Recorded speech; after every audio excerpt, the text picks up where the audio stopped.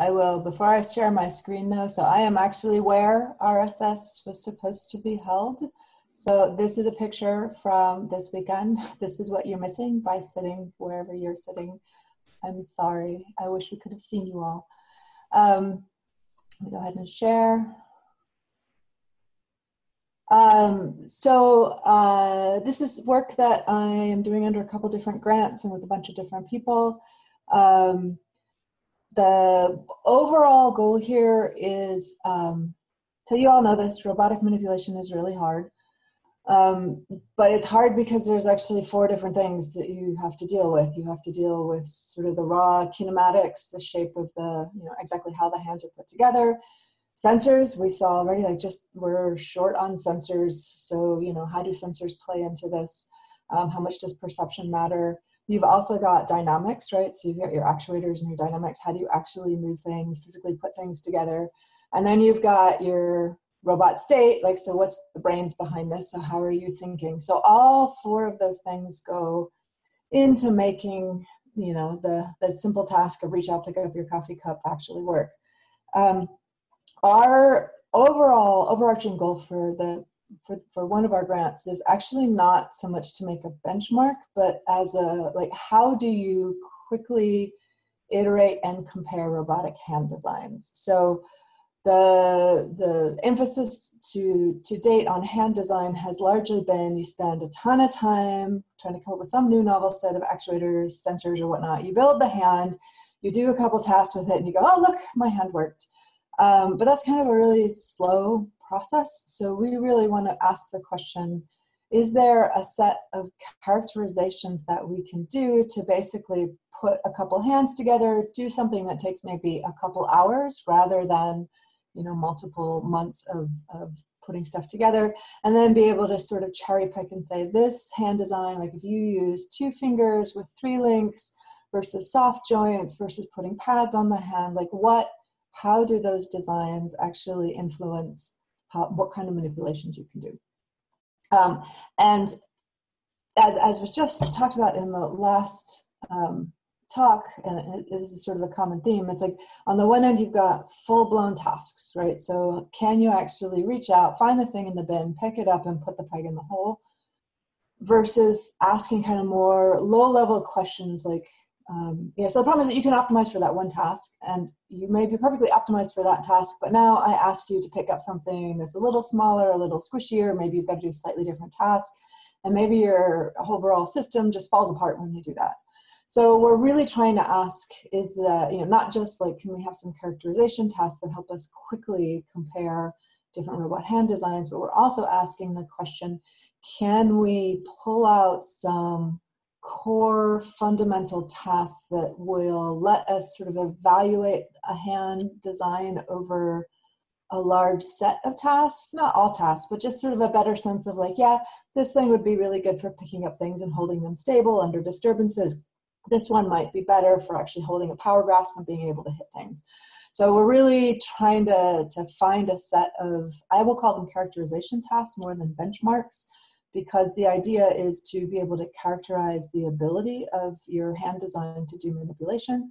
And at the same time, these characterization tasks, there should be a couple simple ones that you can do that you can get a pretty good idea of how well your hand's going to work before you go and try to build it or actuate it or so on. We also want to cut out some of the, right now you build your hand, you do your tasks, and then maybe your hand failed because your control strategy sucked. Maybe your hand failed because your perception sucked. So can we also at the same time, find ways to do, separate out the perception from the task and so on. I can't say we have a solution. We just have some ideas. So these are our goals, is we want to do a little bit of compartmentalization. We want to separate the kinematics separately from the control, separately from the dynamics, a little bit separate from the actuators and what sensors you're using. So for example, you might want to be able to compare this finger with a soft flexible joint with 2 joints. What happens if you replace that joint with a ball and socket joint? Does your hand get better for a particular task? Maybe you just want a hinge joint. What of these, how do you actually characterize these and compare them? Our other thing, like I said, is to try to move away from one large end-to-end task, but sort of talk about groups of tasks. One thing we want there is object-based. So I think a lot of people have found this out as well, which is that if you characterize how the object is moved, it's a little easier to compare hand designs from one to the other. Like if you're just characterizing how the fingers come into contact with the object, well, that's fine, but then you change fingers and nothing works anymore. So focus on how well you can take an object and manipulate it. And also, as has been mentioned many times, something more than a yes-no failure, right? So actually being able to do something that's a little more quantitative and fine-grained. So these are a couple little examples down here of some stuff that we've done with a couple papers in the past. So like, holding a pen, drawing along a bowl with a pen, which measures how well your hand can stabilize a pen in a task, picking up and holding a spray bottle while you try to pull the sprayer.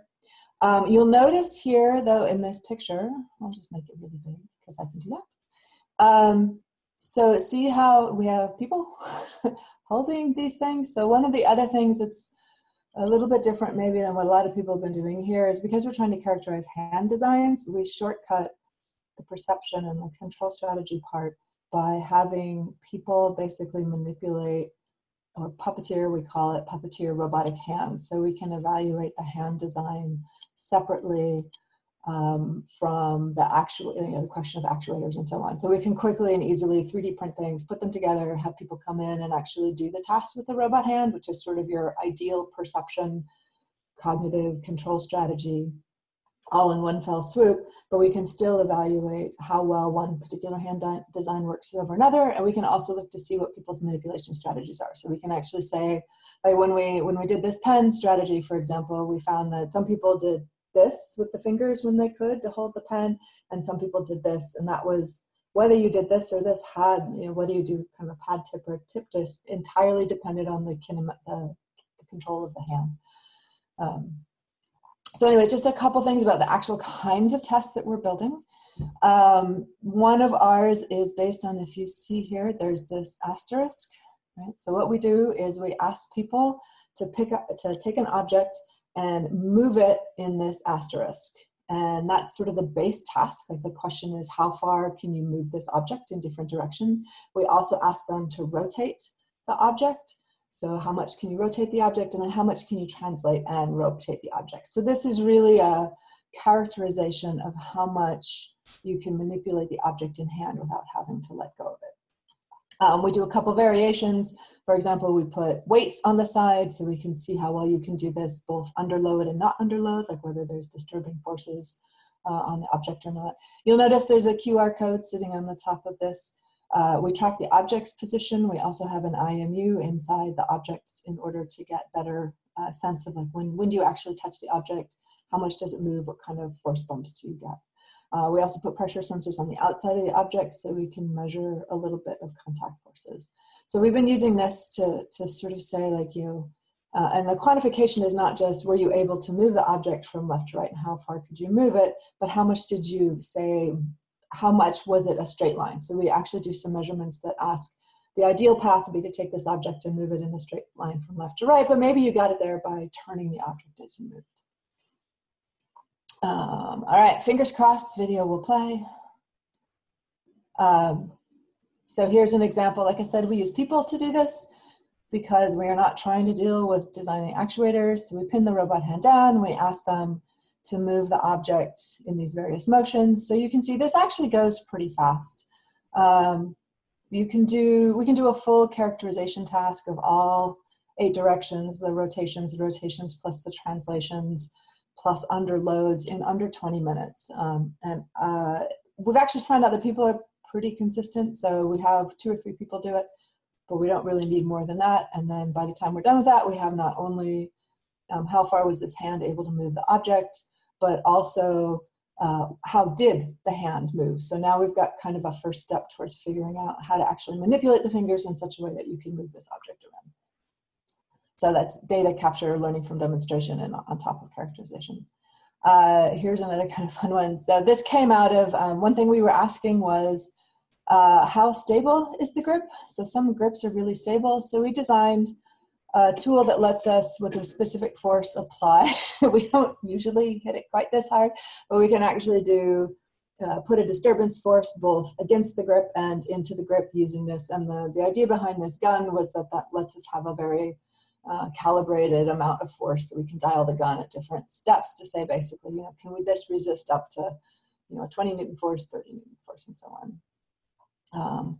We also, and like I said, all these things have instrumented stuff. So we were, so those two tests are more about able to pick up and maneuver an object.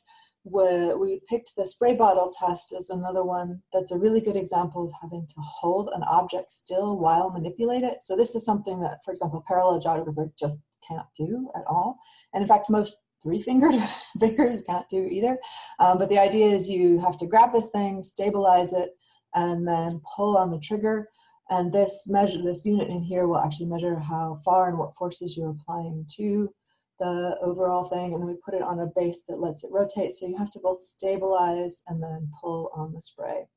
So this is a quick example of the types of characterization creations we're making. So in-hand manipulation, the ability to withstand forces, and be able to stabilize an object and pull on it. So these are the overall tests.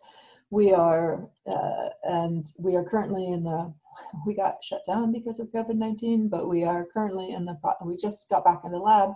We can now start to take our multiple hand designs and actually be able to do side-by-side comparisons of two-fingered hands with three-fingered hands with two joints versus three joints.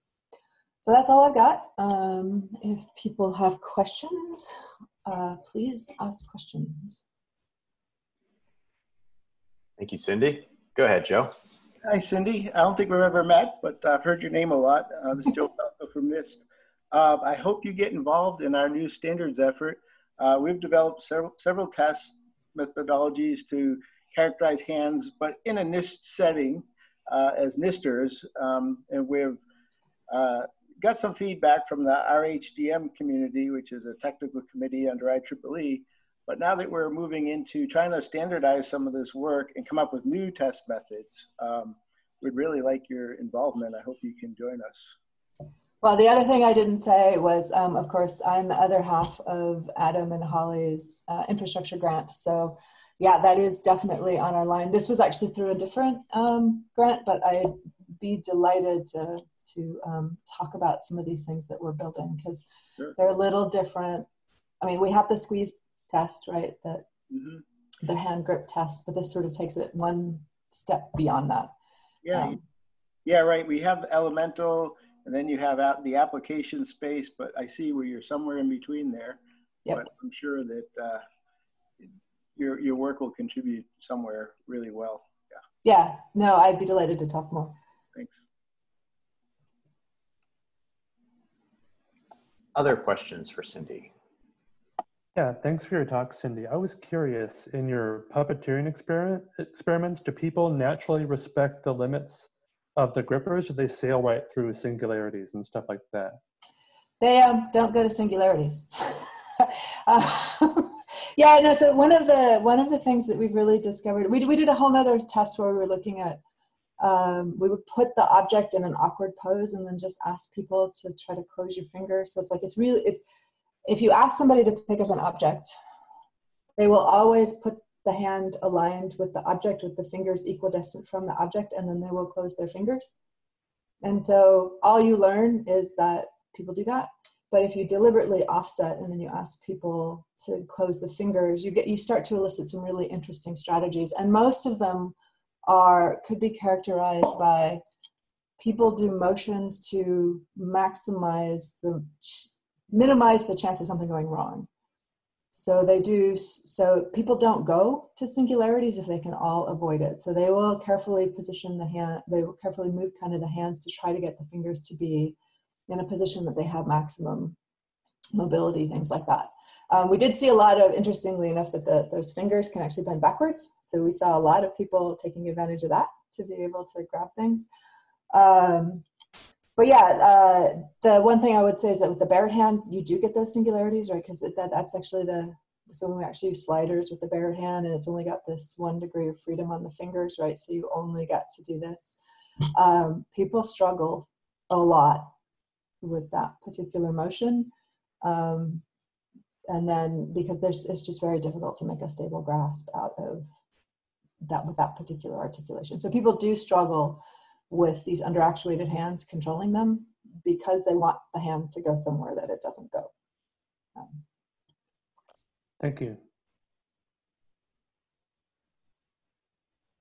I have a question as well. First of all, thanks for your interesting talk.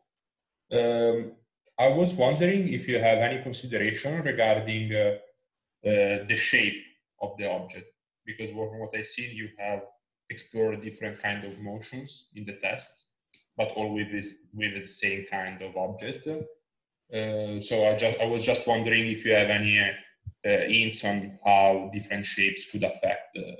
Yeah, actually we have a whole, I forgot to put the slide in.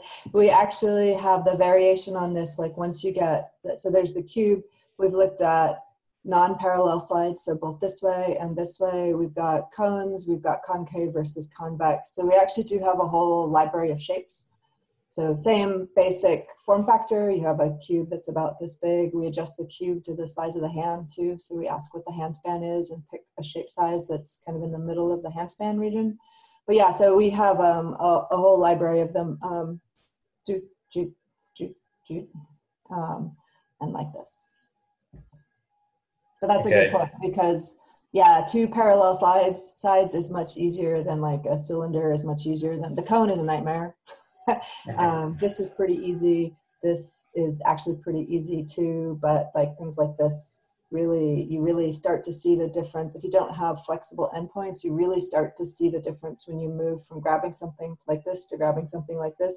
If the end joints don't have some give to them, you really can't pick up objects with shapes like that. Yeah, good point though. Okay, thanks.